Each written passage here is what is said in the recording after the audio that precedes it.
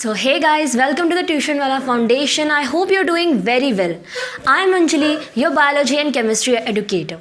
आज का जो टॉपिक हम स्टार्ट करने जा रहे हैं it is cell the unit of life. Basically ये चैप्टर आपके board and NEET both point of view से अटमोस्ट इंपॉर्टेंट चैप्टर है. So without wasting even a single time let's get started. By the name of the chapter itself, we come to know that cell is the unit of life. हमने अपने 9th standard में पढ़ा होगा कि living organism का सबसे smallest unit होता है सेल. बहुत सारे सेल्स जब एक साथ कंबाइन करते हैं they form a group of tissues. When tissues combine they form organ and बहुत सारे ऑर्गन एक पर्टिकुलर फंक्शन परफॉर्म करते हैं and that function is regulated bye organ system. और बहुत सारे ऑर्गन सिस्टम्स जैसे कि हमारा एक्सक्रीटरी सिस्टम हो गया, डाइजेस्टिव सिस्टम, नर्वस सिस्टम, ये सारे सिस्टम मिला के एक पर्टिकुलर ऑर्गेनिज्म फॉर्म होता है. तो by this cycle we come to know कि सबसे बेसिक यूनिट होती है हमारे ऑर्गेनिजम्स की सेल. तो आज हम इस चैप्टर में सेल के बारे में बहुत ही डीपली अंडरस्टैंडिंग लेंगे.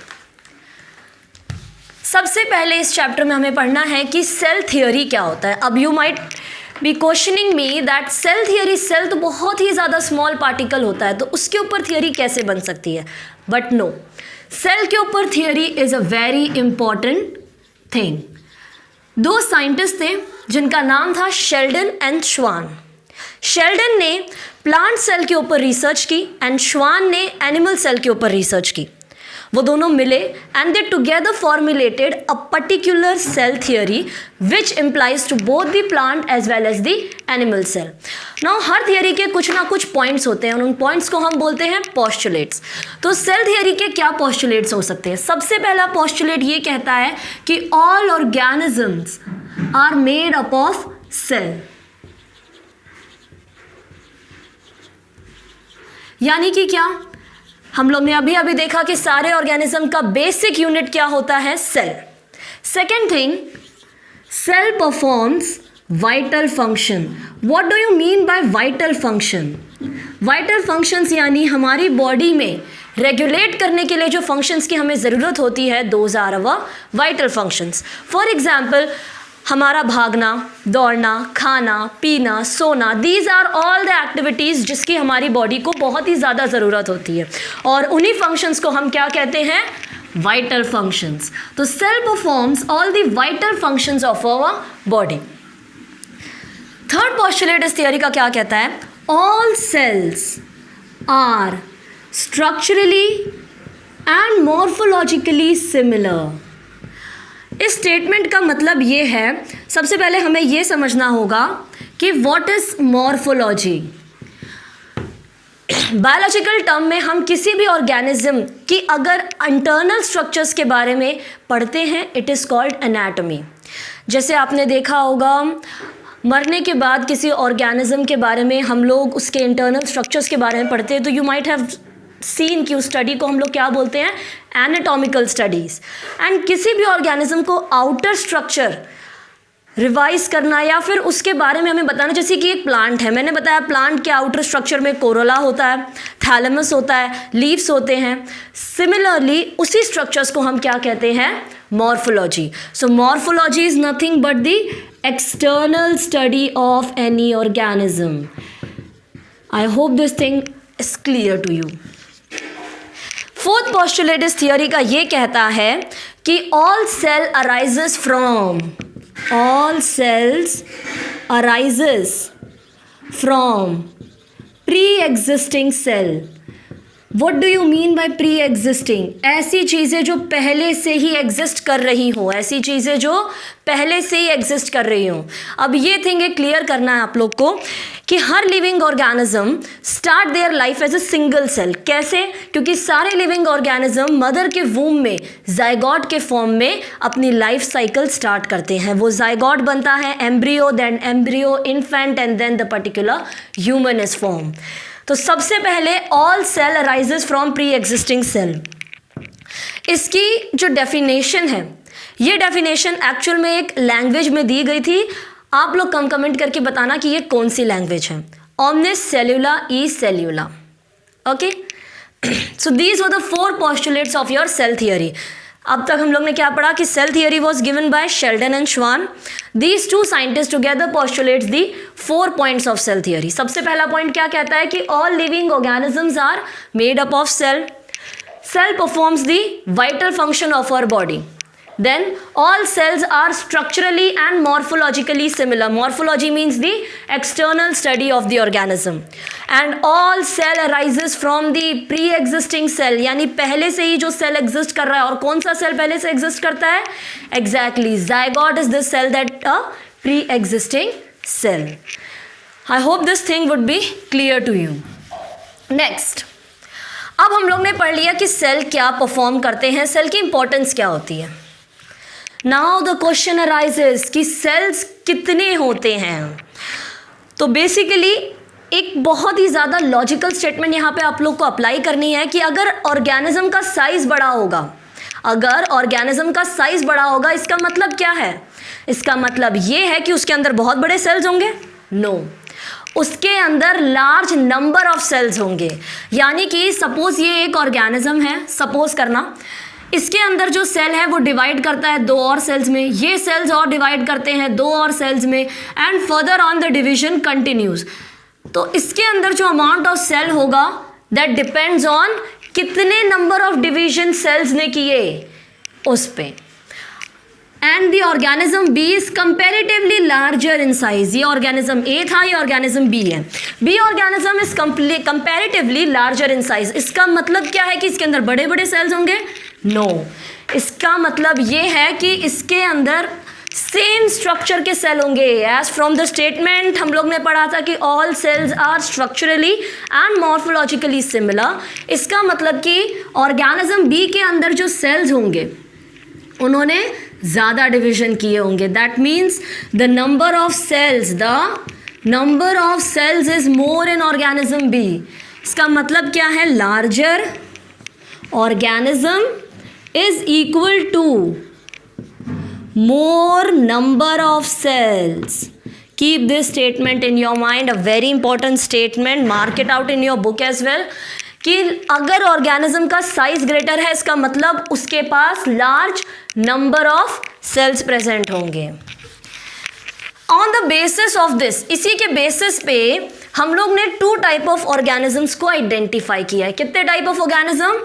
2 टाइप्स. सबसे पहले वो होते हैं unicellular and the other one is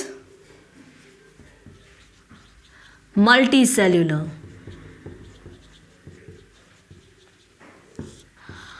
तो यूनिसेल्युलर एंड मल्टीसेल्युलर नाम से हमें पता चल रहा है कि uni means 1 and multi means many. Unicellular ऐसे ऑर्गेनिजम्स होते हैं that has only 1 cell and multicellular means they have many cells. अभी एग्जाम्पल आप लोग ने पढ़ा होगा in your 9th standard, a very famous unicellular organism जिसका डिवीजन हम लोग हर स्टैंडर्ड में पढ़ते हैं, एमियोबा. इसी की तरह एक और ऑर्गेनिज्म होता है जिसका नाम है paramecium. Okay, yeast. Yes, very good. Yeast एक और एग्जाम्पल आता है, यीस्ट. तो these are few example of unicellular organism जिनके पास सिर्फ और सिर्फ एक ही सेल प्रेजेंट होता है. Multicellular organism, all other examples just like higher plants and humans and certain etcetera things. बहुत सारी चीज़ें होती जो मल्टीसेल्युलर. Is this thing cleared? Okay. अब कुछ जीके रिलेटेड क्वेश्चंस है जिन्हें आपको डायरेक्टली याद रखना होता है कि भाई longest, largest, smallest, highest. Okay, तो स्मॉलेस्ट सेल कौन सा होगा फुल अर्थ में? यहाँ पे हम किसके टर्म में बात कर रहे हैं? अर्थ के. कि पूरी अर्थ में सबसे स्मॉलेस्ट सेल कौन सा होता है? तो सबसे स्मॉलेस्ट सेल होता है अर्थ में माइकोप्लाज्मा. देन लॉन्गेस्ट सेल, तो पूरी अर्थ में सबसे लॉन्गेस्ट सेल कौन सा हुआ? ह्यूमंस में प्रेजेंट होता है nerve cells of humans. Then next question अगर आपसे पूछेंगे तो बोलेंगे what is the name of largest cell in the world? तो लार्जेस्ट सेल होता है एक ऑस्ट्रिच का एग.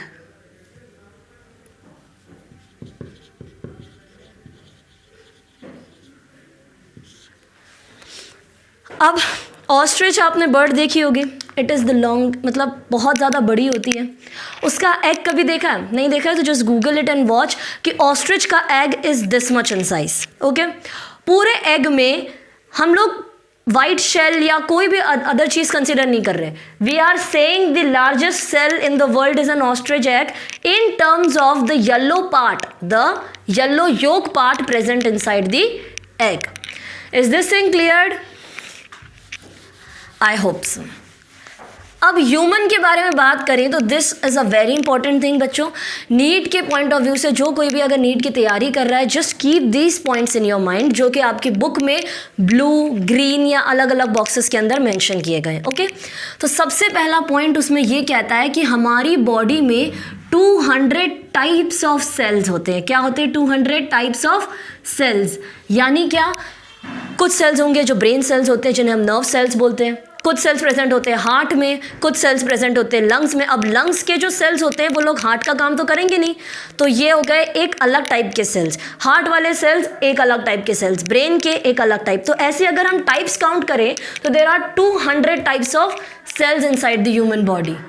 और अगर इन टोटल सारे सेल्स को हम लोग काउंट करें तो there are 37.2 trillion cells in entire body. हमारी इंटायर बॉडी में अगर हम सारे टाइप्स के सेल को एक साथ काउंट करें, कि हार्ट के सेल्स को भी काउंट कर रहे हैं, ब्रेन के, लंग्स के, लीवर के, सारे सेल्स को काउंट कर रहे हैं, तो there are 37.2 trillion cells in our body. Next, अगर हम आरबीसी की बात करें, रेड ब्लड सेल्स, तो कितने होते हैं? There are 100 million RBCs. कितनी होती है? 100 billion, not million, 100 billion RBCs. कितनी आरबीसीज होती है? 100 billion.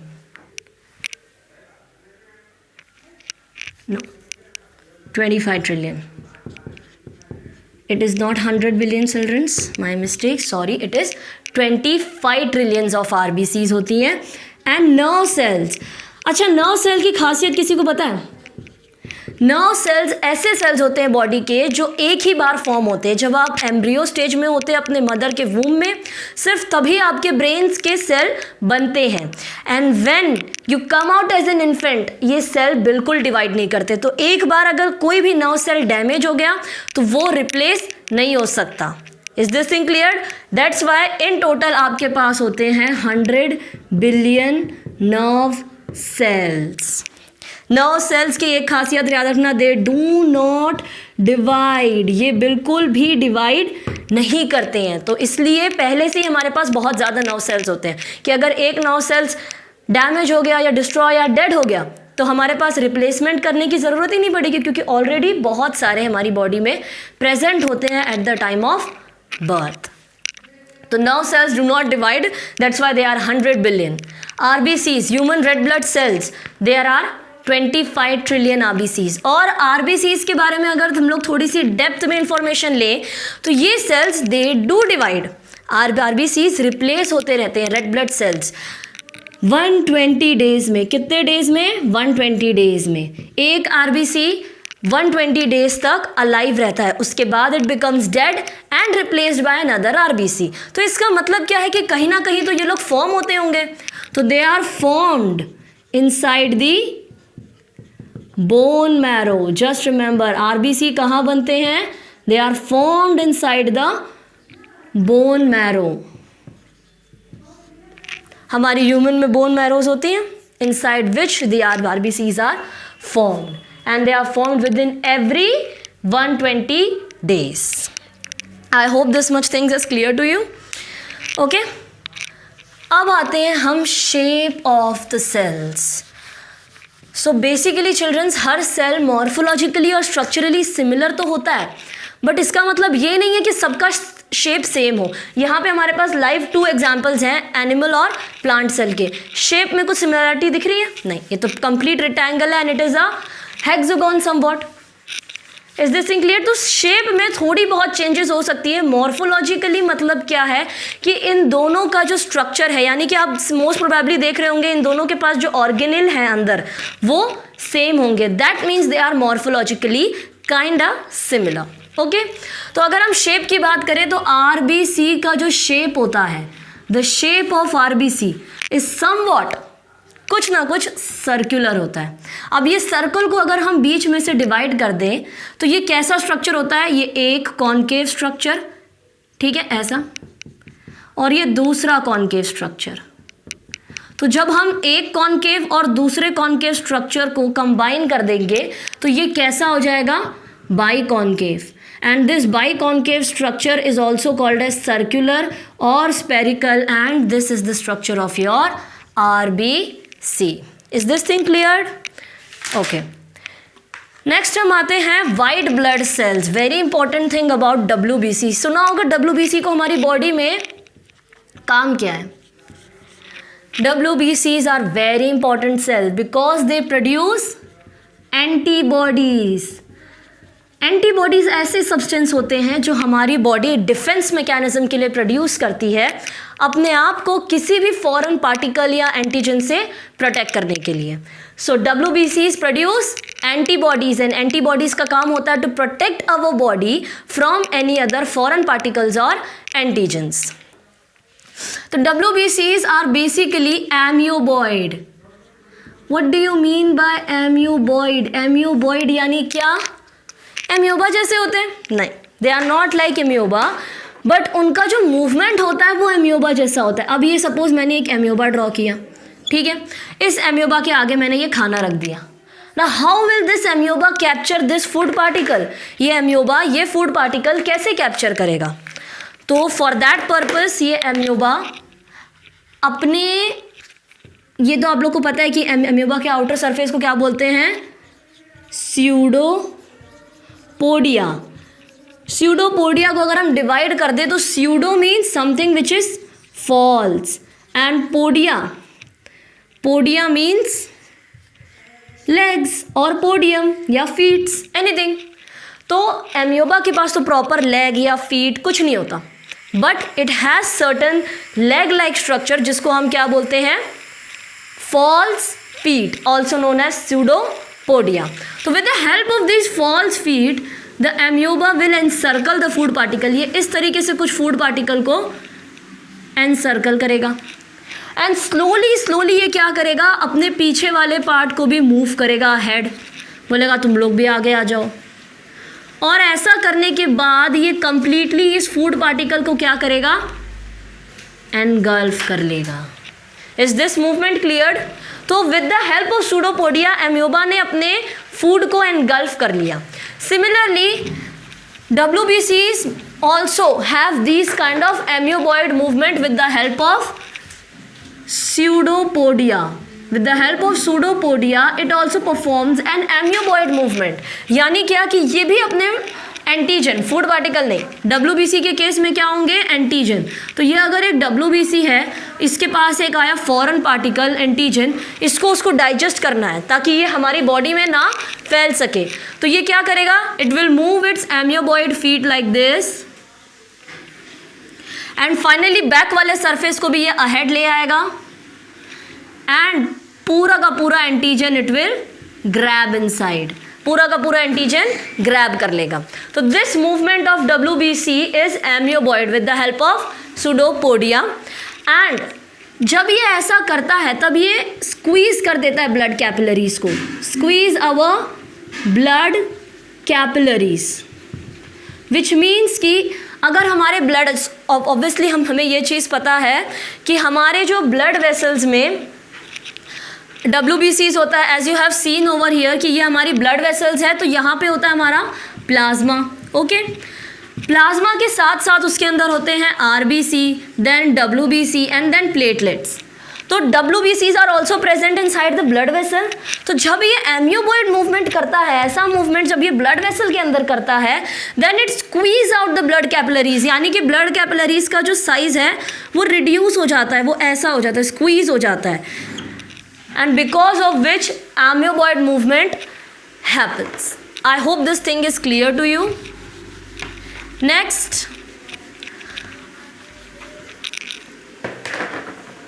why nerve cells are the longest cells? अब ये कुछ questions हैं that are randomly asked in your textbook, या किसी particular topic पे denote नहीं करते हैं, ये एक सेंस ऑफ नॉलेज के ऊपर बेस्ड होते हैं। तो why are your nerve cells the longest cells of your body? Because nerve cells आपने देखे होंगे कुछ इस तरीके के होते हैं, they have dendrites like this,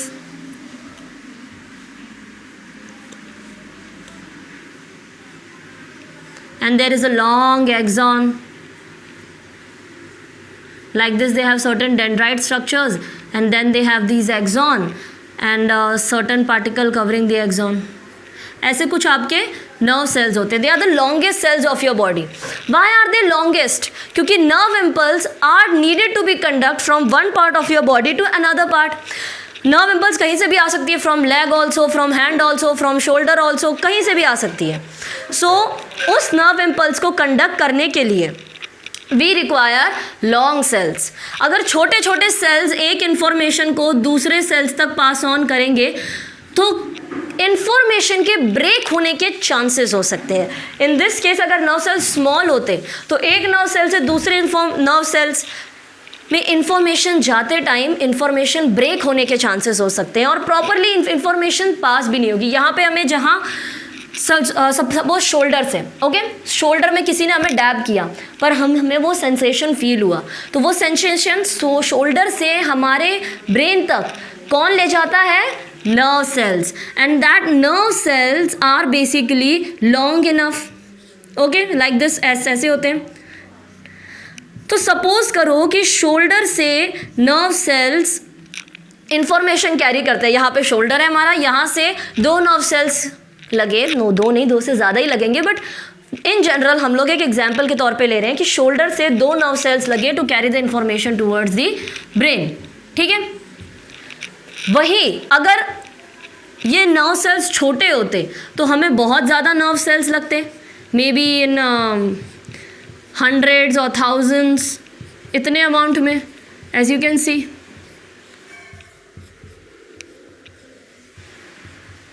okay, तो अगर इफ नर्व सेल्स का साइज छोटा होता तो उनको इम्पल्स कैरी करने के लिए we require large amount of cells, और अगर सेल्स ज़्यादा अमाउंट में प्रेजेंट होंगे तो चांसेस हो सकते हैं कि इन्फॉर्मेशन एक सेल से दूसरे सेल में जाए तो ब्रेक भी हो सकती है, क्योंकि भाई बहुत ज़्यादा उसे cell to cell pass on होना पड़ रहा है। While in the longest case एक सेल से दूसरे सेल में पास होनी है इन्फॉर्मेशन, क्योंकि एक ही सेल इतना लंबा है कि बहुत सारे सेल्स की उसको कंबाइन करने ज़रूरत नहीं है। Is this thing cleared? Why nerve cell is the longest cell? Because they have to conduct the information from all the parts of the body towards the brain. Therefore, they need to be long enough. Is this thing cleared? Yes. Now, in general एक और question आपसे पूछा गया है about the stomata. I hope so कि आपने ये structure stomata का देखा होगा. Okay? इसके around you have certain epidermal cells. A stomata somewhat looks like this. ये क्लोरोप्लास्ट होते हैं। This is the structure of your stomata. और stomata कहाँ प्रेजेंट होता है? Stomata is present on the surface of your leaf. Leaf के upper and lower surface पे stomatas are present. Okay? अभी जो stomata है, it has epidermal cell and these are very important cell called as guard cells. अब ये जो guard cells होते हैं, दीज आर, अब देख रहे हो तुम लोग कैसे दिख रहे हैं, ये bean shaped, they are look like bean shaped, and this bean shaped guard cells contains the chloroplast inside it. अब ये गार्ड सेल्स का काम क्या होता है? बाय द नेम इटसेल्फ हमें समझ में आ रहा है कि गार्ड कर रहे हैं, किस प्रोसेस, किस चीज़ को ये गार्ड कर रहे हैं, तो they are guarding the process of opening and closing of stomata. अब इस केस में द स्टोमेटा इज ओपन, अब गार्ड सेल्स फ्लैटन हो जाएंगे, तो इस केस में the stomata is closed. Is this thing clear? तो दीज गार्ड सेल्स रेगुलेट्स और guard the opening and closing of the stomata. Is this thing clear? I hope so. Next, as you can see on the board, मैंने दो type of sales draw किए हैं, ठीक है। सबसे पहला type कौन सा है?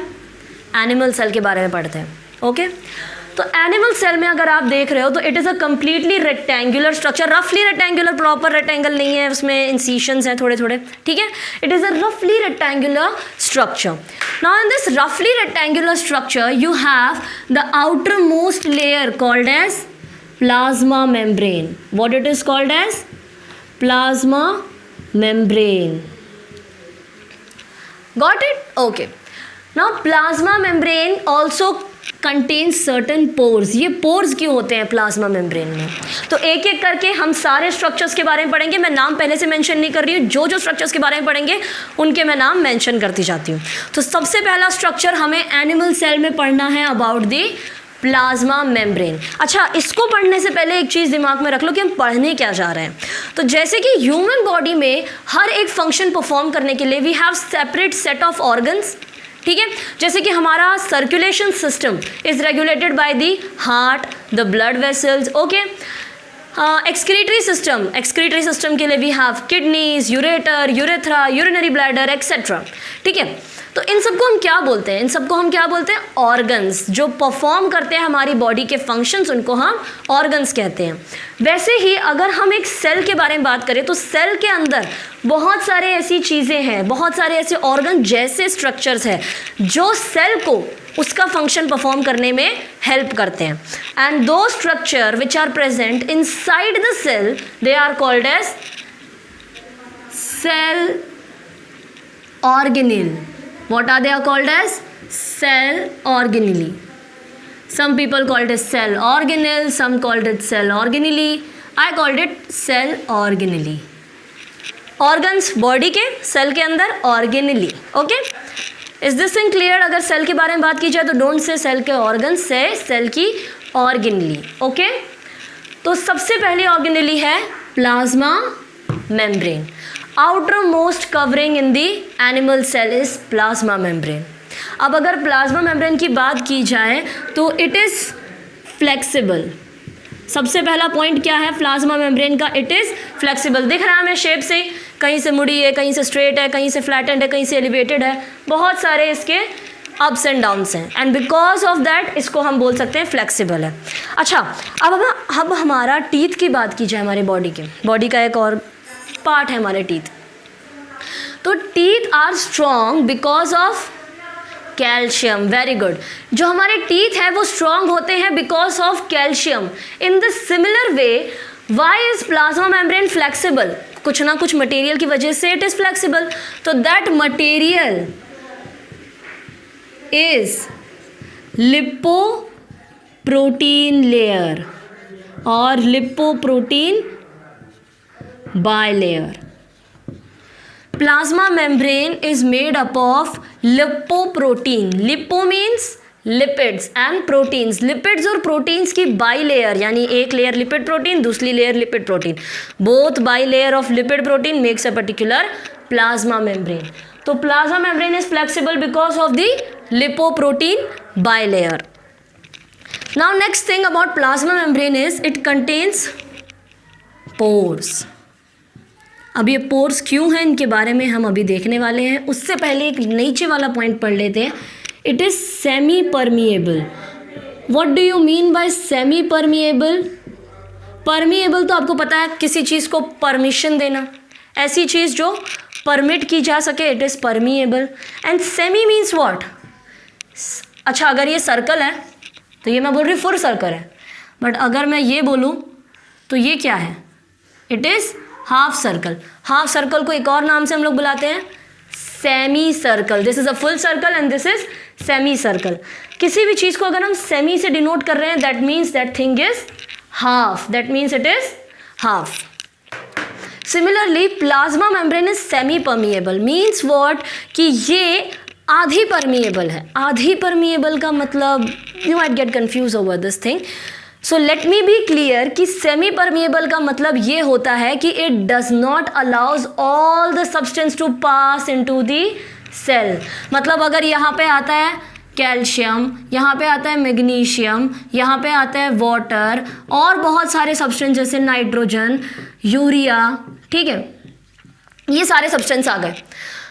तो cell membrane is a semi permeable membrane. यानी क्या? It does not allow selectively permeable, selectively permeable यानी कि बहुत सिलेक्टिव है, ये ऑडिशंस क्रिएट करेगी to allow the substance to enter inside the cell. अगर जो सब्सटेंस ने ऑडिशन क्लियर किया ये सिर्फ उन्हीं को सिलेक्ट करेगी to pass inside the cell. अब ये सब्सटेंस में से कौन कौन सब्सटेंस जा सकते हैं, तो भाई urea is a toxic substance, nitrogen is also a kind of toxic. तो ये दोनों सब्सटेंस को बोलेगी नहीं आप सेल के अंदर नहीं जा सकते, बाकी वाटर आप जा सकते हैं, मैग्नीशियम कैल्शियम आप तीनों सेल के अंदर जा सकते हैं।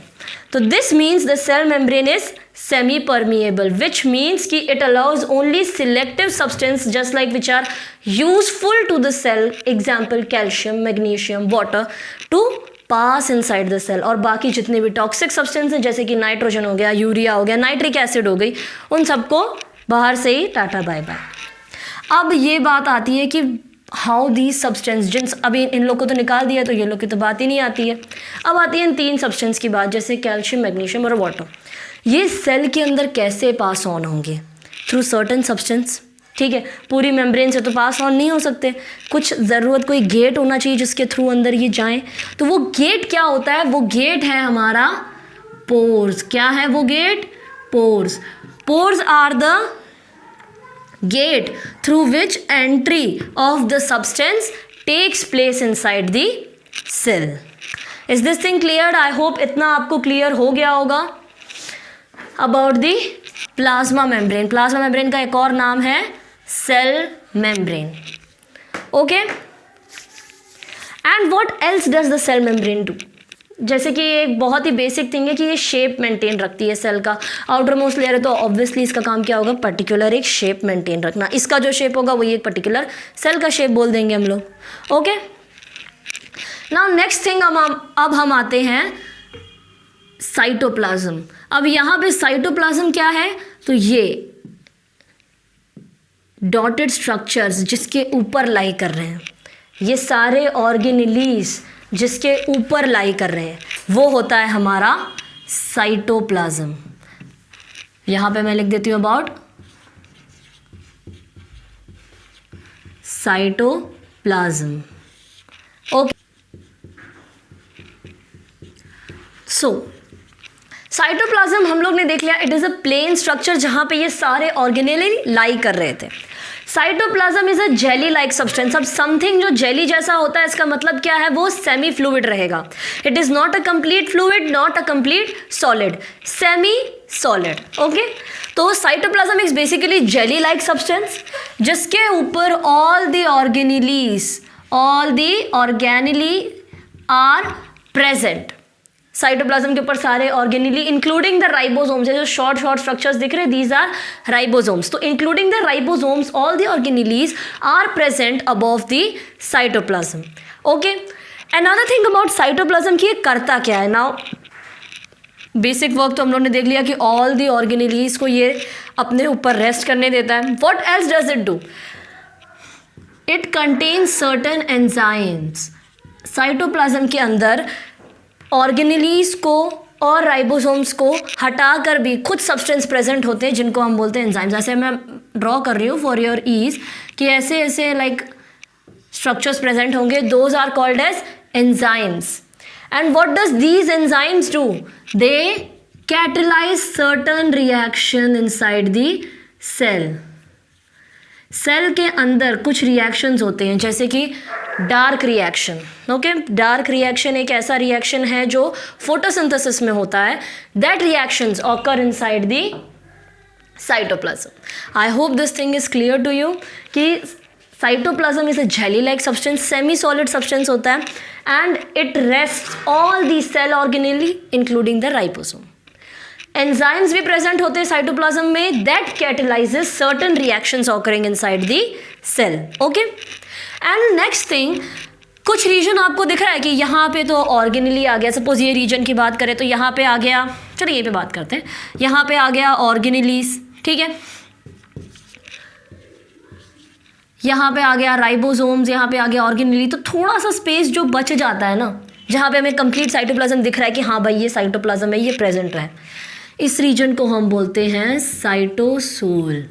Cytosol is this region of cytoplasm, ऐसा रीजन है साइटोप्लाज्म का जहाँ पे नो ऑर्गेनेलीज आर प्रेजेंट, और ये जो रीजन होता है ये ज़्यादा लिक्विड में होता है. दिस रीजन इज मोर और less a complete liquid. Is this thing clear to you about the cytoplasm? आपकी बुक में इतना ही दिया गया है एंड इतना ही आपको साइटोप्लाज्म के बारे में इंफॉर्मेशन गेन करनी है. अब आते हैं सबसे इम्पॉर्टेंट ऑर्गेनेली पे about in the plants, animal, plant, कोई भी सेल में अगर आप देख लें तो यहाँ पे मैं लिख देती हूँ ऊपर अबाउट एनिमल सेल कि ये एनिमल सेल है. अब आते हैं इस ऑर्गेनेलीज पे, मेन सेंट्रल ऑर्गेनेली जिसका नाम है nucleus. We all know it is a nucleus. अब ये सिर्फ न्यूक्लियस, एक न्यूक्लियस नहीं है, इसके बहुत सारे पार्ट हैं. आउटर मोस्ट लेयर आपको दिख रही है इसकी, ये है पहली लेयर और ये है दूसरी लेयर. इसको हम लोग बोलते हैं nuclear membrane. This are called as nuclear membrane. Okay, the outermost layer of a nucleus is a double layer structure. outer layer है, इसमें inner layer है, तो in both the layers को हम क्या बोलते हैं? nuclear membrane. Okay, then बीच में एक substance present होता है just like cytoplasm inside the cell. cell के inside में jelly like substance क्या होता है? cytoplasm. वैसे ही nucleus के inside में एक jelly like substance होता है जिसको हम बोलते हैं nucleoplasm. ओके, सेंट्रल में न्यूक्लियोलस एक सेंट्रल स्ट्रक्चर होता है. बेसिकली जो ये न्यूक्लियोलस होता है it is not bounded by any membrane, but हमने ऐसा इमेजिन किया है फॉर बेटर अंडरस्टैंडिंग, आपको और अच्छे से समझ में आए. फॉर दैट पर्पस हम लोग ने इसको न्यूक्लियोलस को एक मेम्ब्रेन से बाउंड कर दिया, बट एक्चुअली में there is a no membrane around the nucleolus. Is this thing cleared? Okay. And ये सर्टन तुम्हें पोर्स दिखाई दे रहे हैं जस्ट लाइक हमारी सेल मेम्ब्रेन है उसमें पोर्स होते हैं. What are these pores for? They are for the entry of substance inside the cell. वैसे ही न्यूक्लियस के पास भी पोर्स होते हैं एंड इन पोर्स का काम क्या होता है? To let certain substance. Okay, जब सेल के अंदर बहुत सिलेक्टिव सब्सटेंस आएंगे तो उसके न्यूक्लियस के अंदर और ज़्यादा टफ सिलेक्टिव सब्सटेंस आएंगे. ओके, तो इन पोर्स को हम क्या बोलते हैं? Nuclear pores. Is this thing clear to you? And these structures are all together called as the nucleus. तो एक न्यूक्लियस किसके कॉम्बिनेशन से बनता है? ये पूरा न्यूक्लियस बनता है न्यूक्लियर मेम्ब्रेन के कॉम्बिनेशन से, जो कि बाई लेयर है यानी double layer, outer layer and the inner layer. Outer और इनर लेयर के बीच में पोर्स प्रेजेंट होते हैं. These pores are called nuclear pores और इनका काम क्या होता है? To let certain substance enter inside the nucleus and exit the nucleus. Then you have a jelly like matrix inside the nucleus, it is nucleoplasm. Okay, and the central portion it is nucleolus. I hope इतना आपको clear हो गया होगा. अब बात करते हैं कि आप ये जो नेटवर्क लाइक स्ट्रक्चर्स देख रहे हैं, ये network like structures are nothing but the chromatin fibres. क्या बोलते हैं इन्हें? Chromatin fibres. फाइबर्स मतलब क्या? लंबे लंबे तार. ओके, तार देखिए आपने, वायर फाइबर्स. तो वैसे ही these structures are like लंबे लंबे तार and they are called as chromatin fibres. अब ये क्रोमैटिन क्या होता है? तो बेसिकली आप लोग ने डीएनए सुना है, अब आपने बोला होगा कि क्रोमैटिन क्या होता है. तो make your concept crystal clear कि अगर कोई भी डीएनए मॉलिक्यूल, ऐसा हम लोग ने डीएनए का स्ट्रक्चर देखा है, double helix structure, 9th standard में you must have seen the structures of DNA. Okay, तो ये डीएनए स्ट्रक्चर के अगर टॉप में there is bead like structures, कोई बीड्स आ जाती हैं, ओके, लाइक दिस वे, ऐसे कोई बीड्स आ जाती हैं तो उसको हम बोलते हैं क्रोमैटिन. अबैकस के मैथ्स में you have that long string, उस स्ट्रिंग को इमेजिन करो, it is a DNA and उसके ऊपर जो बीड्स हैं वो होती हैं हमारी protein. These beads are called as proteins. और इन प्रोटीन्स का नाम होता है हिस्टोन। क्या नाम होता है? Histone. So chromatin fibre is made up of, chromatin fiber is basically made up of histone protein plus DNA। Histone protein और डीएनए के कॉम्बिनेशन से हमारा क्रोमैटिन फाइबर इज मेड। अभी मैं और इसकी डेप्थ में पढ़ाऊंगी कि हाउ एक्चुअली ये कैसे फॉर्म होता है in your next chapter. Okay, इस चैप्टर के लिए इतना बहुत है हमारे का। तो chromatin fibre is form by the combination of histone protein and DNA. अब बेसिकली इनसाइड द न्यूक्लियर यहाँ पे ओके इतना हो गया हमारा। तो क्रोमोसोम्स अगर हम बात करें तो क्रोमोसोम्स का काम क्या होता है? क्रोमैटिन फाइबर से यही क्रोमैटिन फाइबर्स अगर कंडेंस हो जाए यानी कॉइलिंग करने लगे, कंडेंस कॉइल करने लगे, ये लोग और ज़्यादा ऐसे ऐसे कॉइल करने लगे तो फर्दर अहेड ये कुछ ऐसा स्ट्रक्चर फॉर्म करती हैं, इसको बोलते हैं कॉइलिंग। और इस कॉइलिंग की वजह से they form a structure like this, जिसको हम क्या बोलते हैं? क्रोमोसोम।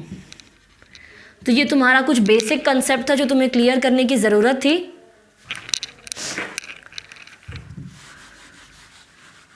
ये chromatin fibres they undergo extensive coiling and because of which they form the chromosomes.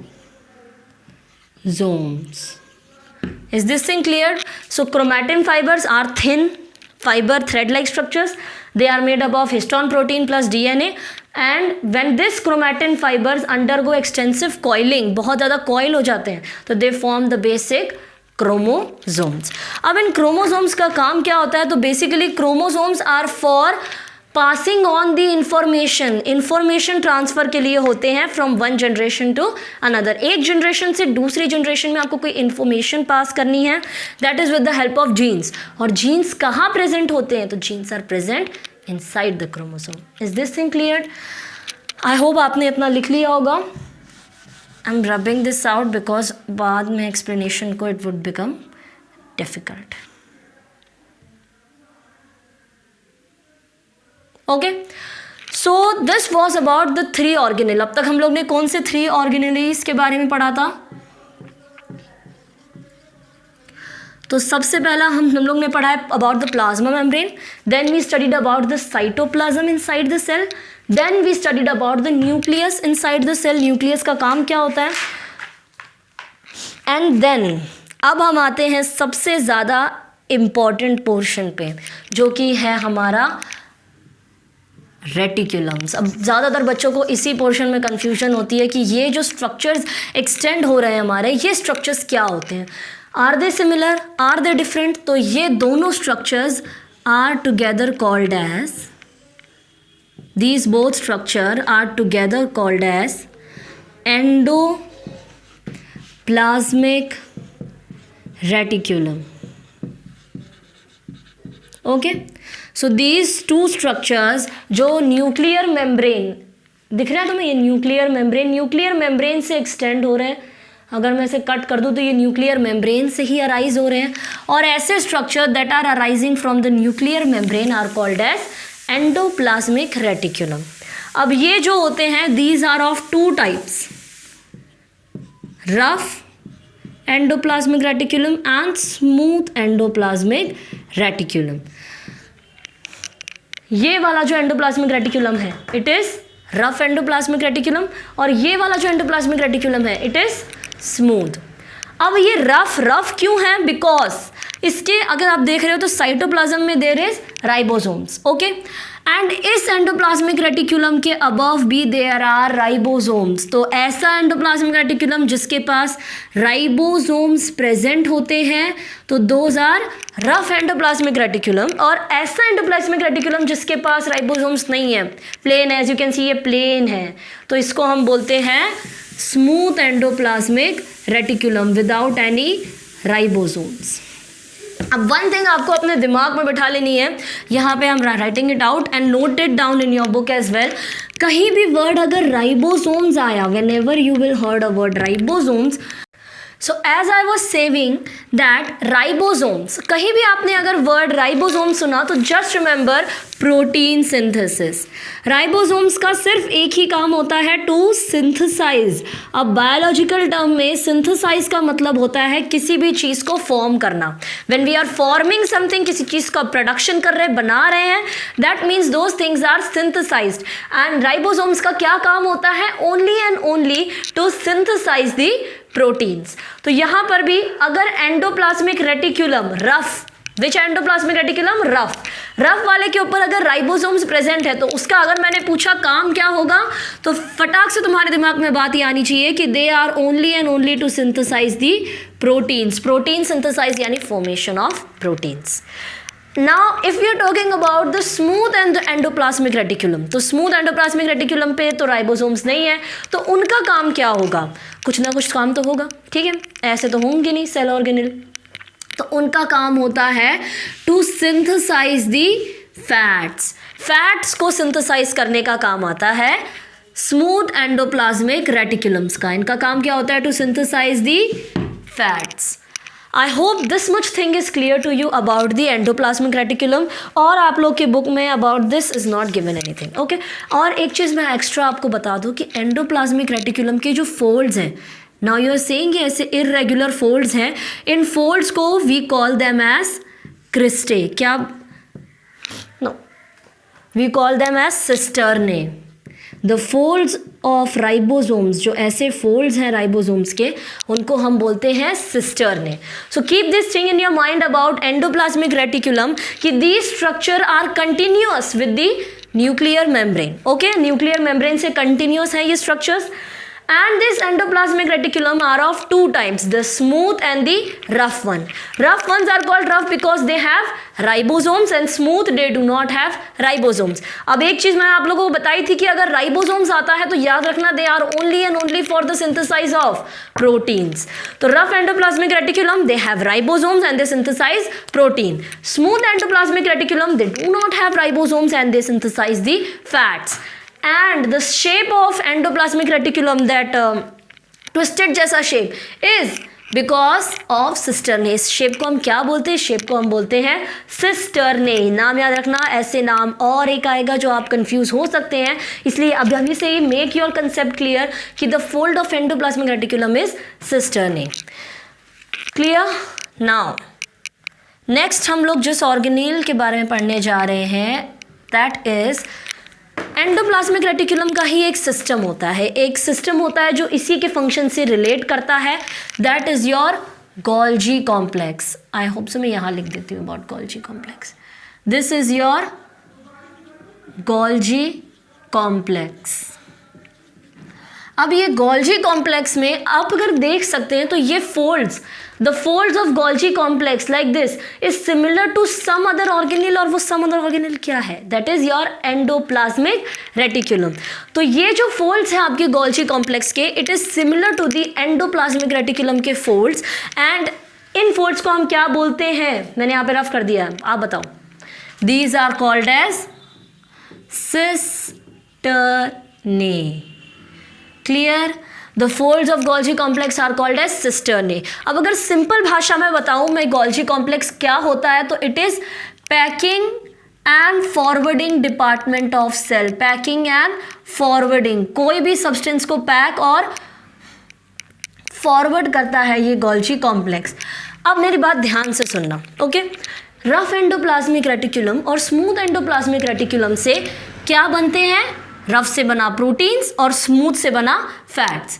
तो ये फैट्स और प्रोटीन्स अभी पैक्ड नहीं है, ये लोग ओपन फॉर्म में एंडोप्लाज्मिक रेटिकुलम से रिलीज हो गए। अब ये जो प्रोटीन्स और फैट्स हैं, ये प्रोटीन्स है, ये फैट्स हैं, ये आया कहाँ से? स्मूथ से। प्रोटीन आया रफ से। तो ये दोनों जाएंगे गोल्जी कॉम्प्लेक्स के पास, they will go towards the Golgi complex. Golgi complex के सिस्टर्ने में ये लोग क्या होंगे? पैक होंगे और फॉरवर्ड होंगे। यानी क्या कि अब ये एक मेम्ब्रेन के अंदर पैक होके अहेड फॉरवर्ड होते हैं to all the cell organelles, okay. अब पैकिंग की ज़रूरत क्यों होती है? मैंने आपको प्रायर ही बताया कि साइटोप्लाज्म में एंजाइम्स प्रेजेंट होती हैं, ओके। अब ये एंजाइम्स जो हैं These might be harmful for proteins and fats. कोई एंजाइम्स प्रोटीन्स और फैट्स को सूट नहीं करती हैं, तो क्या होगा, प्रोटीन और फैट डिस्ट्रॉय हो जाएंगे, और अगर ये डिस्ट्रॉय हो गए तो सेल की नॉर्मल फंक्शनैलिटी पे भी असर पड़ सकता है. दैट्स वाई इनको एक सर्टन सब्सटेंस से पैक करने की बहुत ही ज़्यादा नीड होती है. Is this thing cleared? अब along with the proteins and fats इसका काम क्या होता है? इसका काम होता है two other organelles of the cell को फॉर्म करना, वैक्यूल्स एंड लाइसोसोम. ये ऑर्गेनेल्स हैं. क्या है? ऑर्गेनेली है ऑफ द सेल. सेल के एक ऑर्गेनेली है. यहाँ पे मैंने तुम्हें मेंशन करना है, ये लाइसोसोम्स है, यहाँ पे आएंगे वैक्यूल्स. तो ये ऑर्गेनेली सेल के गोल्जी कॉम्प्लेक्स से ही फॉर्म होके निकलते हैं. Is this thing cleared? Along with that बहुत सारा काम होता है गोल्जी कॉम्प्लेक्स का. हार्मोन्स बनाना, फिर एंजाइम्स का प्रोडक्शन, फैट्स एंड प्रोटीन्स का production, organelle banana, lysosome and vacuoles. Okay, so Golgi complex is kinda like बहुत ही ज़्यादा इंपॉर्टेंट ऑर्गेनेली है, क्योंकि इससे हमारे दो ऑर्गेनेली और बनते हैं और बाकी सब चीज़ों को भी पैक होने में मदद मिलती है. ओके, नाउ नेक्स्ट हम जिस ऑर्गेनेली के बारे में बात करने जा रहे हैं, आपसे मुझे एक ऑर्गेनेली रफ करना पड़ेगा यहाँ पे, और maybe I explain it to you ahead यहाँ पे. Okay, so just make this thing clear कि अब तक हम लोग ने 1, 2, 3, 4 एंड 5 ऑर्गेनेलीज फिनिश कर दिए. ओके, तो we are coming back to another important organelle. ये जो दिख रहा है यहाँ पे, it is what it is, क्या है ये? It is your mitochondria. अब माइटोकॉन्ड्रिया जैसे ही आपके दिमाग में आता है तो एक चीज तो आप लोग ने पढ़ी होगी कि mitochondria is called as the power house of the cell. Mitochondria is called as the power house of the cell. मतलब सेल को जो पावर चाहिए वो कहाँ से मिलती है? जैसे हमारे घर में एनर्जी, इलेक्ट्रिसिटी सप्लाई कहाँ से आती है? मेन बोर्ड से. वैसे ही पूरे सेल का मेन बोर्ड क्या है? Mitochondria. So mitochondria produces ATP. आई होप सो कि आपको इसका फुल फॉर्म पता होगा. नहीं पता है तो just note it down. ATP stands for adenosine triphosphate. What is the full form of ATP? Adenosine triphosphate. Okay, so mitochondria produces ATP, जो कि हमारी बॉडी की एनर्जी करेंसी है, यानी हमारी बॉडी को एनर्जी ATP मॉलिक्यूल से मिलती है.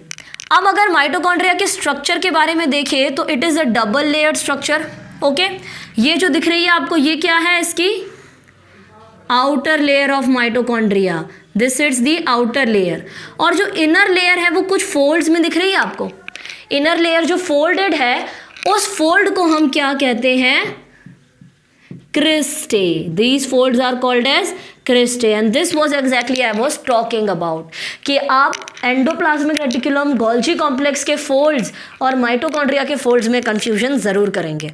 तो इसलिए make your concept crystal clear right now at this point of time कि एंडोप्लाज्मिक रेटिकुलम और गोल्जी कॉम्प्लेक्स के जो फोल्ड्स हैं वो सिमिलर हैं, and two similar folds are called as सिस्टरने, यानी कि एक दूसरे की सिस्टर्स हैं. ऐसे आप ट्रिक लगा के याद रख सकते हैं कि the folds of endoplasmic reticulum and Golgi complex are similar. तो कोई चीज़ अगर सिमिलर हो तो कैसे बोलते हैं हम लोग? अरे दोनों बहने हैं, मीन्स दे आर सिस्टर्स. तो these folds are called as cisternae. Okay, and the fold of mitochondria is called as cristae. Is this thing clear to you? Mitochondria की एक और स्पेशलिटी है कि इसके पास अपना ओन क्या होता है? DNA. Mitochondria has its own DNA, and because of which mitochondria can self replicate, यानी कि एक और अपने जैसा माइटोकॉन्ड्रिया खुद बना सकता है. Mitochondria doesn't require anything else. वो अपने जैसे ऑर्गेनेली खुद बना सकता है. तो अब तक हमने माइटोकॉन्ड्रिया के बारे में क्या पढ़ा कि mitochondria is called as the power house of the cell. Power house क्यों? क्योंकि ये पावर वाली यूनिट ATP प्रोड्यूस करता है, और ATP का फुल फॉर्म क्या है? तो it stands for adenosine triphosphate. Is this thing clear? Then mitochondria is a double layer structure, जिसकी पहली लेयर होती है आउटर मेम्ब्रेन. इनर लेयर जो है वो फोल्ड्स में कन्वर्ट हो जाती है, और उन फोल्ड्स को हम क्या बोलते हैं? Cristae, and the folds of endoplasmic reticulum and Golgi complex are called as cisternae, क्योंकि वो दोनों एक जैसे दिखते हैं, they look like a sister, therefore they are cisternae. I hope इतना आपको क्लियर हो गया होगा। Moving out towards the next organelle, तो जो नेक्स्ट ऑर्गेनेली के बारे में हम पढ़ने जा रहे हैं दैट इज योर, मैं थोड़ा इसको रफ कर देती हूँ so that I get some space.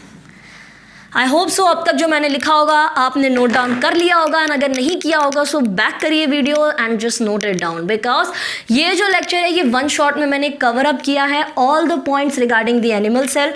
आप अपनी टेक्स्ट बुक में देखेंगे तो बहुत ही डीप वे में एक्सप्लेन किया गया है, so it might become boring के अलावा आपको याद भी नहीं होंगे वो पॉइंट, और अगर आप डायग्रामेटिक रिप्रेजेंटेशन से डायरेक्टली पढ़ेंगे तो it would be very easy for you to remember the things.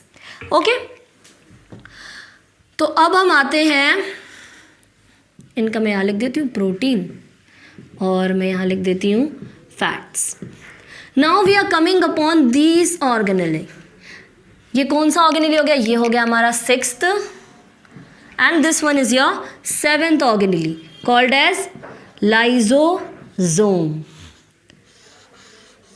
Now lysosome, अगर हम लाइजोसोम के बारे में बात करें तो बेसिकली मैं जितने ऑर्गेनेलीज लिखे हैं I will mark it down with blue pen, तो आप कंफ्यूज नहीं होंगे।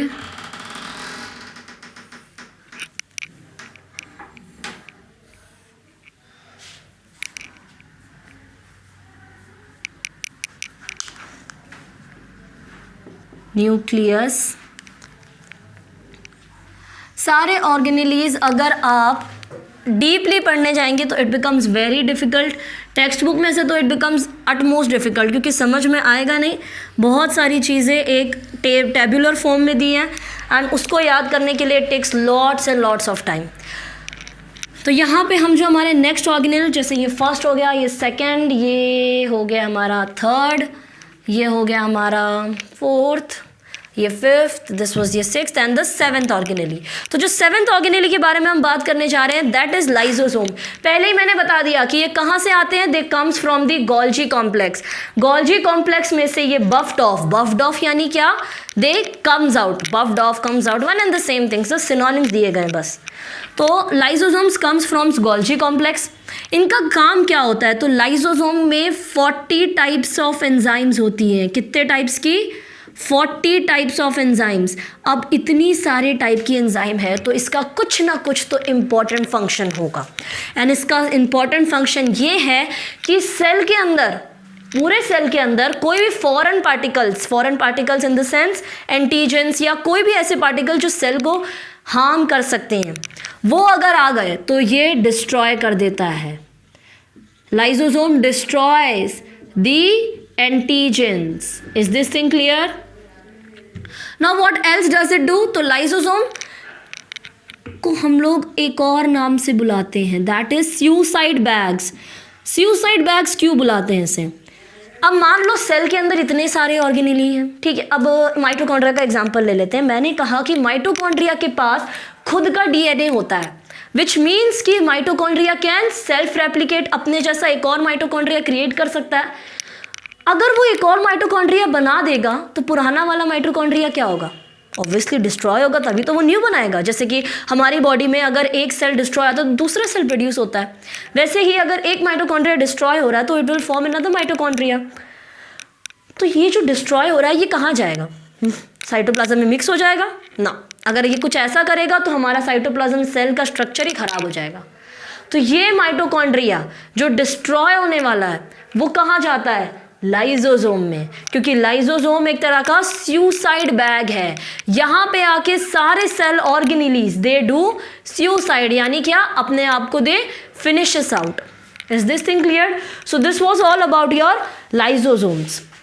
दे are called as suicide bag because they digest the intracellular substance. ये सेल के अंदर है, therefore they are intracellular substance जब ओल्ड हो जाते हैं, वीक हो जाते हैं, तब दे डिस्ट्रॉयज, और डिस्ट्रॉय होके they goes to the lysosome because it is a suicide bag. And lysosomes also destroys the antigens यानी फॉरेन पार्टिकल्स, क्योंकि it has 40 different types of enzymes. Is this thing clear to you? Now next जो हमें पढ़ना है अभी, that is about vacuoles. तो हम लोग एनिमल्स प्लांट सेल में पढ़ेंगे बहुत अच्छे से। ओके, अब लास्ट एक स्ट्रक्चर बचता है, this one, I will draw it over here. Centrioles कहाँ, यहाँ बता देते हैं। ये जो स्ट्रक्चर है centriole, just remember it is the peculiarity of animal cell. Centrioles, the 8th organelle called centrioles. अब ये सेंट्रियोल्स जो है ये सिर्फ और सिर्फ कहाँ प्रेजेंट होता है? These are present only and only inside the animal cell. They are not present inside the plant cell, they are present only in the animal cell. अब इस सेंट्रियोल का काम क्या होता है? तो बेसिकली सेंट्रियोल्स का काम होता है स्पिंडल फाइबर बनाना। ये अभी आप लोग को समझ में नहीं आएगा because this things are not taught to you. आपको पढ़ाया नहीं गया इसके बारे में, आपको पढ़ाया जाएगा इसके बारे में इन दी नेक्स्ट चैप्टर, बहुत ही अच्छे से एकदम डिटेल्ड वर्जन में, कैसे स्पिंडल फाइबर सेंट्रियोल से बनते हैं एंड ऑल दैट थिंग। और ये स्पिंडल फाइबर का काम क्या होता है? To perform cell division. Okay, तो फिलहाल के लिए इस चैप्टर में अगर आपसे पूछा जाए कि what is centriole and what does it do, तो सेंट्रियोल्स जो होते हैं, फर्स्ट थिंग कि ये सिर्फ और सिर्फ कहाँ प्रेजेंट होते हैं? Only and only inside the animal cell. Next thing, जो ये सेंट्रियोल्स होते हैं ये स्पिंडल फाइबर को फॉर्म करते हैं। स्पिंडल फाइबर इन टर्न किसके लिए काम आती है? Spindle fibre performs the cell division. Okay, so with this आज का जो हमारा इंपॉर्टेंट टॉपिक था, चलो राइबोसोम्स के बारे में भी एक बार मैं बता देती हूँ इधर ही। तो एनिमल सेल में, इन प्लांट सेल बहुत ही कम चीज़ें बाकी रह जाएंगी। तो we are talking about the ribosomes. तो अगर आप साइटोप्लाज्म को नोटिस करते हैं तो इसमें अगर ये डॉटेड स्ट्रक्चर्स देख रहे हैं जो कि बहुत ही माइन्यूट होते हैं, इनको हम बोलते हैं राइबोसोम्स। क्या बोलते हैं इनको? राइबोसोम्स। तो ये राइबोसोम्स बेसिकली अगर आप देख रहे हो तो बहुत ही ज़्यादा माइन्यूट डॉटेड स्ट्रक्चर्स हैं। तो अगर ये स्ट्रक्चर इतने माइन्यूट है तो इनमें डबल लेयर तो होगी नहीं। ऑब्वियस सी बात है कि अगर बहुत ही माइन्यूट स्ट्रक्चर्स हैं तो उनमें डबल लेयर नहीं होगी। They have only and only single layer structure. So ribosomes is basically a single layer structure.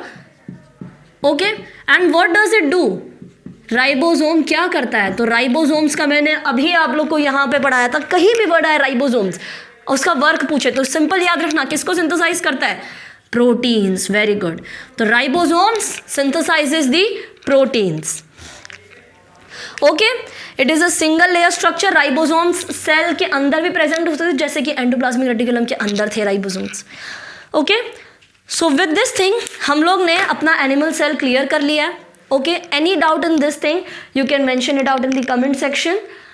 मैं एक बार क्विक रिवीजन ले लेती हूँ कि एनिमल सेल में अब तक हम लोग ने क्या पढ़ा। तो एनिमल सेल बेसिकली स्टार्ट होता है outer most layer plasma membrane से, जो कि होती है फ्लेक्सिबल।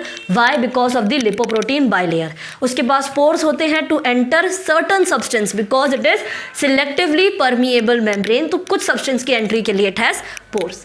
नेक्स्ट हम लोगों ने पढ़ा cytoplasm. It is a jelly like substance. It contains all the organelles and the enzyme to catalyse the reaction.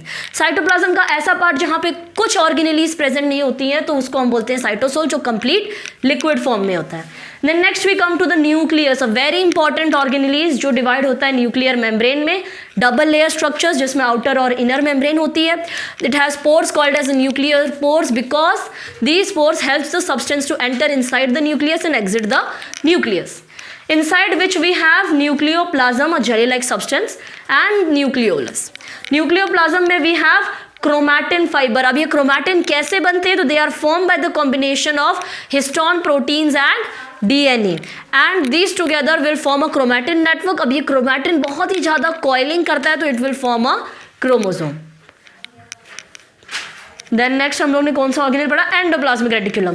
तो ये टू टाइप्स के होते हैं। They are rises from the nuclear membrane. They are rough and they are smooth. Rough वाले पे we have, rough वाले के above we have ribosomes, smooth वाले के above we do not have ribosomes. अब अगर राइबोसोम्स आया तो वर्क एक ही होगा, क्या होगा? Protein synthesis. और स्मूथ वाले का होगा फैट्स की सिंथेसिस। अब ये जो प्रोटीन्स और फैट्स हैं ये लोग ओपन फॉर्म में हैं, इनको कोई पैकिंग नहीं है जिसकी वजह से इनके डिस्ट्रॉय होने के चांसेस भी बढ़ सकते हैं। तो they move towards the Golgi complex and the folds of Golgi complex and endoplasmic reticulum are similar to each other. They sisters, they look like sisters and therefore they are called as cisternae. अब Golgi complex is called as the packing and forwarding department of the cell. इनका काम क्या होता है? तो it synthesize hormones, enzymes, proteins, fats, etc. Or very important work is to form vacuoles and lysosomes and other cell organelles. Okay. Next we come to mitochondria. तो mitochondria जो होता है that is a very important organ जिसको हम बोलते हैं power house of the cell. Mitochondria is also called as the power house of the cell क्योंकि ये क्या प्रोड्यूस करता है? It produces ATP, adenosine triphosphate. और जो माइटोकॉन्ड्रिया की इनर वॉल है उसके फोल्ड्स को क्या बोलते हैं? क्रिस्टे. माइटोकॉन्ड्रिया के पास खुद का DNA भी होता है because of which it is a self replicating structure. Then हम लोग ने पढ़ा था लाइसोसोम जो 40 different type of enzymes contain करता है because it destroys the foreign particles and it is also called as suicide bag. कि अगर किसी भी ऑर्गेनेल को ओल्ड हो रहा है या उसको सुसाइड करनी है तो it can go to the lysosome. Okay. Then what else 8th one centrioles. Centrioles जो कि सिर्फ और सिर्फ एनिमल सेल्स में प्रेजेंट होते हैं. ये स्पिंडल फाइबर फॉर्मेशन करते हैं and which in turns have to perform this cell division process. Okay. And then we come to the next last organelle which is ribosomes जो कि बहुत ही माइन्यूट स्ट्रक्चर्स होते हैं, सिंगल मेम्ब्रेन स्ट्रक्चर होते हैं. और राइबोसोम्स वर्ड आया तो याद रखना इट इज प्रोटीन. एक चीज और कि राइबोसोम्स प्राइमरली बने होते हैं RNA से, राइबो न्यूक्लिक एसिड से. ओके. सो आई होप सो इतनी थिंग्स आपको क्लियर हो गई होंगी. Moving on toward the next organelle, not organelle, next cell. अब हम बात करने जा रहे हैं about the animal cell. तो animal cell के बारे में बात करने से पहले मैं बता दूं कि कुछ structures ऐसे हैं जो plant और animal cell में similar होते हैं. अगर मैं बात करूं outermost layer of the animal cell is plasma membrane, but in plant cell it is not the plasma membrane, it is the cell wall. Outermost layer in plant cell is the cell wall. ये दिख रही है ये wall, it is a cell wall, it is the outermost layer of your plant cell. अब ये cell wall जो होती है that is rigid, यानी कि it is tough and strong. Plasma membrane flexible थी किसी चीज़ की वजह से और वो चीज़ क्या थी? लिपोप्रोटीन की बाइलेयर. वैसे ही हमारी सेल वॉल रिजिड और टफ है किसी चीज़ की वजह से, तो वो क्या हो सकती है? हमारी cellulose. Just remember plasma membrane cell wall is rigid and tough because of cellulose. अब cell wall जो rigid है, tough है, तो उसका काम क्या होगा? It allows the substance to enter. It is freely permeable. कैसी होती है? freely permeable. सारे substance को easily enter होने देती है सेल के. ओके. और इसके पास भी अंदर जाके प्लाज्मा मेम्ब्रेन होती है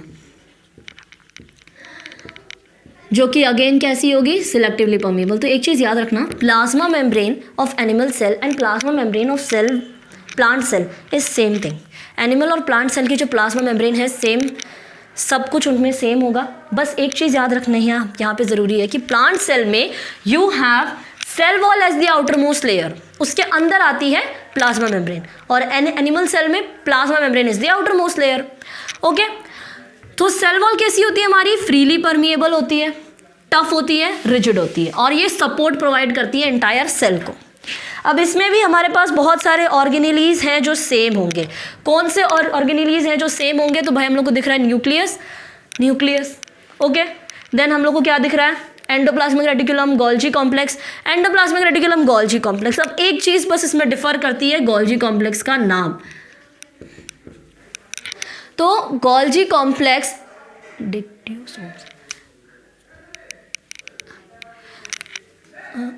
डिक्टोसोम्स. गोल्जी कॉम्प्लेक्स फंक्शन सब कुछ सिमिलर रहेगा प्लांट सेल के गोल्जी कॉम्प्लेक्स और एनिमल सेल के गोल्जी कॉम्प्लेक्स में, बट डिफर क्या करता है? सिर्फ नेम. प्लांट सेल में हम उसको एनिमल सेल में हम उसको गोल्जी कॉम्प्लेक्स बुलाते हैं, प्लांट सेल में हम उसको बुलाते हैं डिक्टोसोम्स. क्लियर? नाम ही बस डिफर कर रहे हैं, बाकी फंक्शंस दोनों के सेम है. एंडोप्लाज्मिक रेटिकुलम भी हो गया, सब कुछ सेम है. बट जो ऑर्गेनेली डिफरेंट है जिसके बारे में हमें पढ़ना है वो आता है हमारा कौन सा? Central placed vacuole. ये ऑर्गेनेली बहुत ही ज़्यादा इंपॉर्टेंट है. अब वैक्यूल के बारे में मैंने वहाँ पे नहीं पढ़ाया क्योंकि वहाँ पे भी वैक्यूल्स प्रेजेंट है, इधर भी वैक्यूल्स प्रेजेंट है, बट यहाँ का जो वैक्यूल है that is centrally placed vacuole. Is this thing clear? तो दिस सेंट्रल पोजीशन ऑक्यूपाई करता है. सबसे पहली बात, सेंट्रल पोजीशन कहाँ पे? Inside the plant cell. तो वैक्यूल की प्लांट सेल के अंदर कैसी पोजीशन है? सेंट्रल पोजीशन है. इसकी जो ये लेयर है ये तो सिंगल लेयर होता है। तो उसकी जो सिंगल लेयर है उसका नाम होता है tonoplast. What is the single layer is known as tonoplast. The single layer of vacuole is known as the tonoplast. अब इस वैक्यूल का काम क्या होता है? तो ये वैक्यूल स्टोर करता है वाटर को, कंप्लीट लिक्विड होता है, ठीक है। तो ये वाटर स्टोर करता है। अपार्ट फ्रॉम वाटर ये और क्या स्टोर करेगा? ये फूड स्टोर करता है, ठीक है। तो वैक्यूल्स का अगर मैं वर्क पूछूं तो vacuole performs the work of water and food storage. Clear? I hope सो इतनी थिंग्स आपकी क्लियर हो गई होंगे। ओके अब एक नेक्स्ट ऑर्गेनेलीज के बारे में हम बात करते हैं जो प्लांट सेल में प्रेजेंट होता है। यहाँ पे भी मैं यहाँ पे ऊपर प्लांट सेल लिख देती हूँ क्योंकि नीचे मुझे वो ऑर्गेनेली के बारे में एक्सप्लेन करना है। सब कुछ तो आपको सिमिलर ही दिख रहा होगा, बस एक चीज़ डिफ़र करती है, ये एक ऑर्गेनेली। ये क्या है? इसका नाम होता है प्लास्टिड्स। क्या नाम होता है इसका? Plastids. So this is an organ which is different from animal cell. अब जो प्लास्टिड्स होते हैं ये बेसिकली आपके कितने टाइप के होते हैं? तो they are of 3 type. Plastid कितने टाइप्स के होते हैं? 3 टाइप के। ओके जिसमें से सबसे पहला आता है हमारा ल्यूकोप्लास्ट। ल्यूकोप्लास्ट जो प्लास्टिड होता है, एक चीज़ याद रखना, ये कलरलेस होता है, इसके पास खुद का कोई कलर नहीं होता। तो leucoplast is a plastid which is colourless in nature. Then next हमारी प्लास्टिड आती है क्रोमोप्लास्ट। इसका काम क्या होता है? कलरलेस होता है, सिर्फ स्टार्च को स्टोर करता है, ठीक है। देन नेक्स्ट हमारी जो प्लास्टिड आती है दैट इज योर क्रोमोप्लास्ट। अब क्रोमोप्लास्ट का काम क्या होता है? तो क्रोमोप्लास्ट प्लास्टिड के अंदर पिगमेंट्स होती है। पिगमेंट्स का मतलब क्या होता है? Coloured substance. Pigments are the coloured substance. तो क्रोमोप्लास्ट के पास 2 पिगमेंट्स होती है, एक होती है ज़ैंथोफाइल और दूसरी होती है कैरोटीन। अब एक चीज़ याद रखना, ज़ैंथोफाइल्स कभी भी वर्ड आए तो अगर कोई भी पिगमेंट का नाम ज़ैंथोफाइल है तो कलर उसका याद रखना येलो होगा। कोई पिगमेंट का नाम कैरोटीन है तो ऑरेंज या फिर रेड होगा। मैं बेसिकली ऑरेंज ही लिख देती हूँ। ओके इतनी चीज़ें याद रखना कि leucoplast is a colourless plastid, it has only starch in it.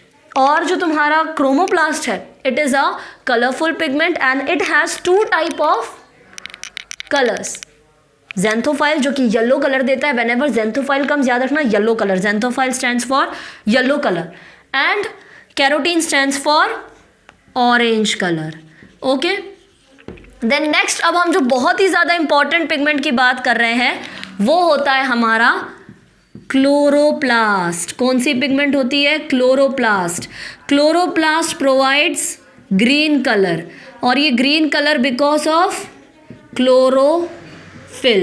तो एक चीज़ याद रखना है तुम लोग को, xanthophyll yellow colour, xanthophyll yellow colour, carotene orange colour, carotene orange colour, chlorophyll green, chlorophyll green. इतनी चीज़ें याद रख ली, xanthophyll yellow, carotene orange, chlorophyll green in colour. Okay और ये क्लोरोफिल कहाँ प्रेजेंट होता है? Inside the chloroplast. और यहीं पे एग्जैक्टली ओवर हियर हमारा फोटोसिंथेसिस होता है, green colour, photosynthesis. Is this thing clear?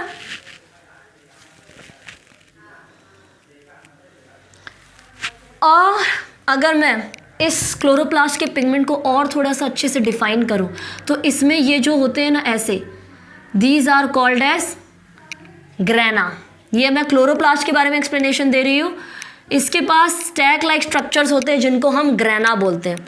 और एक डिस्क को, सिर्फ एक ग्रेना को, बहुत सारी डिस्क अगर एक साथ रखी हो तो they are together called as a grana. और अगर एक डिस्क की बात करें तो उनको हम बुलाते हैं थाइलेकॉइड। क्या नाम है उसका? थाइलेकॉइड। और इसी थाइलेकॉइड के अंदर you have this chlorophyll pigment. Okay तो न्यू ऑर्गेनेली कौन सा हम लोग ने पढ़ा यहाँ पे? About the plastid. ये जो प्लास्टिड होता है it is divided into 3 types, leucoplast, chromoplast and chloroplast. Leucoplast is colourless, इसका काम क्या होता है, सिर्फ स्टार्च को स्टोर करना। Chromoplast have xanthophylls and carotenoids, xanthophylls is yellow in colour, carotenoids is orange in color, and then chloroplast is green in color, it has chlorophyll which performs photosynthesis। अब अगर क्लोरोप्लास्ट को थोड़ा सा depth में structure देखें तो ये कुछ ऐसा दिखता है, जिसके पास बहुत सारे डिस्क एक के ऊपर एक रखी हो तो उनको हम ग्रेना बोलते हैं, और अगर हम एक पर्टिकुलर डिस्क की बात करें तो वो पर्टिकुलर डिस्क को हम थैलेकॉइड बोलते हैं, और उसी के अंदर there is a presence of your chlorophyll pigment. I hope so कि इतनी थिंग्स आपको क्लियर हो गई होंगी, और इतनी थिंग्स के बारे में आपकी बुक में मेंशन किया गया। If any point I have left it out, आप लोग बुक्स को अच्छे से रीड कर लें, so you will come to know about them. अब जो हम देखने जा रहे हैं it is a very important thing. आपके एग्जाम में मोस्ट प्रोबेबली ये क्वेश्चन ज़रूर आने के चांसेस हैं कि what is the major difference between the animal and the plant cell. तो जो अभी रेड पॉइंट से मैं मार्क करूँगी that is the difference between them. सबसे पहला डिफरेंस तो आप अगर डायग्राम ही देख ले, आपने इतना ही पढ़ लिया ना, डिफरेंस के पॉइंट आप लिख सकते हैं। कैसे लिख सकते हैं, लेट मी टेल यू।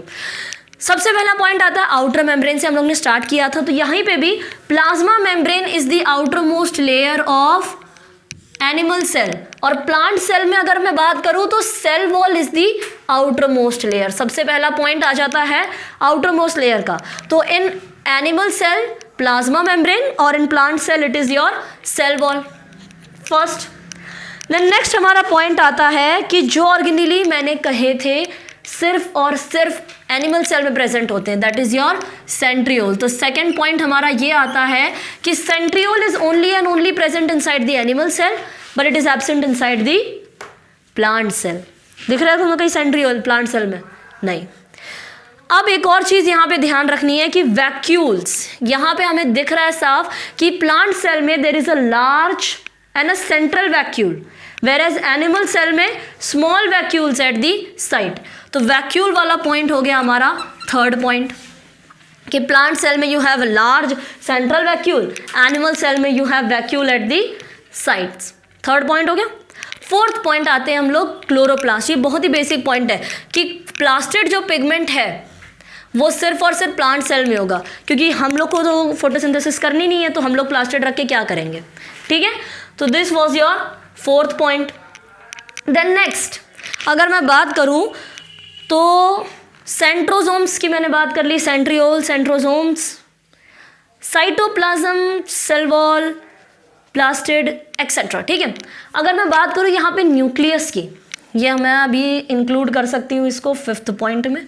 तो अगर न्यूक्लियस की बात करूँ तो यहाँ पे हम लोग को साफ देखने मिल रहा है कि जो प्लांट सेल का न्यूक्लियस एनिमल सेल का न्यूक्लियस है वो सेंटर है, सेंट्रल पोजीशन ऑक्यूपाई कर रहा है। भाई अगर मैं प्लांट सेल के न्यूक्लियस की बात करूँ तो वो कहाँ पर है, साइड में है। तो ये एक और डिफरेंस हो जाता है कि in animal cell the nucleus is at the centre and in plant cell the nucleus is at side position. तो कितने हमारे पॉइंट ऑफ डिफरेंस हो गए, 5 हो गए। 3 मार्क्स के लिए आया तो 6 पॉइंट्स लिखने पड़ते हैं।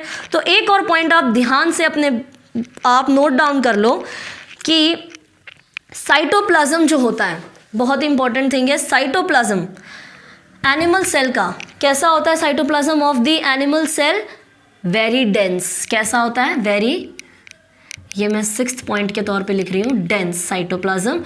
एंड प्लांट सेल में जो साइटोप्लाज्म होता है, साइटोप्लाज्म इज लेस डेंस। कैसा होता है ये, लेस डेंस होता है। तो आई होप सो कि 6 points of difference between the plant and animal cell आपको क्लियर हो गए होंगे। Let me revise it again for you. सबसे पहला डिफरेंस क्या कहता है कि in plant cell cell wall is the outer most layer, animal cell में plasma membrane is the outer most layer. Second, animal cell में you have nucleus at the center, plant cell में you have nucleus at the side position, animal cell में you have many vacuoles at the peripheral position, and in plant cell one single vacuole at the center. Fourth point, plant cell में animal cell में cytoplasm कैसा होता है, dense, thick, dense मतलब thick, और plant cell में cytoplasm कैसा होता है, less dense, बहुत ही ज़्यादा थोड़ा कम dense होता है, थोड़ा ज़्यादा liquid form में होता है, okay? Fifth point of difference very important, plastids कहाँ होते हैं? सिर्फ और सिर्फ प्लांट सेल में, बिकॉज उसमें होता है क्लोरोप्लास्ट, क्लोरोप्लास्ट से क्लोरोफिल से फोटोसिंथेसिस, जिसकी हमें कुछ ज़रूरत नहीं है। तो एनिमल सेल में plastids are absent. Sixth point क्या है कि सेंट्रोसोम, सेंट्रियोल्स और centrosomes are present only inside the animal cell while absent in the plant cell. Okay, तो this much difference between the plant and the animal cell is, I hope so is clear to you. अब आपके book में जो topic remaining है वो है सबसे last topic, और वो टॉपिक डिपेंड करता है आपके एक्सपेरिमेंट के ऊपर। तो there was a scientist who performed an experiment. ये एक्सपेरिमेंट क्या आपको बताता है? बेसिकली मैं ये रफ कर रही हूँ, यहाँ पे मैं वो टॉपिक की एक्सप्लेनेशन लिख रही हूँ।